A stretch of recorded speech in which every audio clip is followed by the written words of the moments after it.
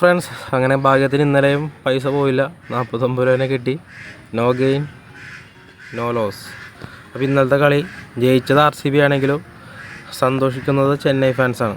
കാരണം അവരെ ധോനി 16 ബോളിൽ 30, 3 4-ഉം 2 6-ഉം.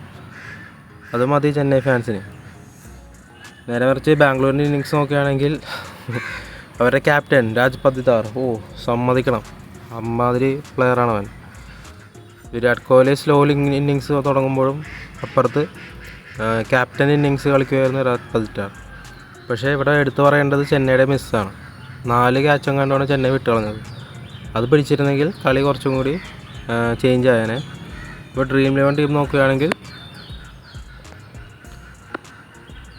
ഏറ്റവും കൂടുതൽ പോയിന്റ് കിട്ടിയ ഹേസൽവുഡാണ്. ഹേസൽവുഡിനെ അറിയാം ചെന്നൈയുടെ തട്ടകം തന്നെയാണ്.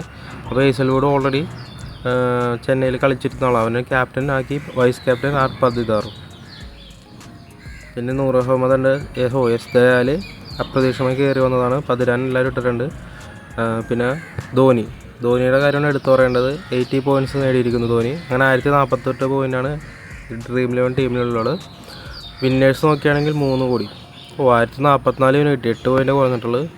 ക്യാപ്റ്റനും പതിദാറും, ഫിൽ സോൾട്ട് വൈസ് ക്യാപ്റ്റനും. ഇവൻ ധോനിനെ ഇട്ടിട്ടുണ്ട്.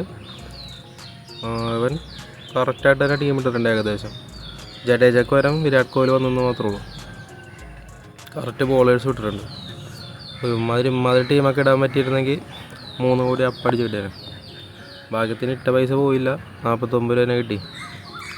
ഇന്നത്തെ കളി നമുക്ക് ടീം ഇടാം.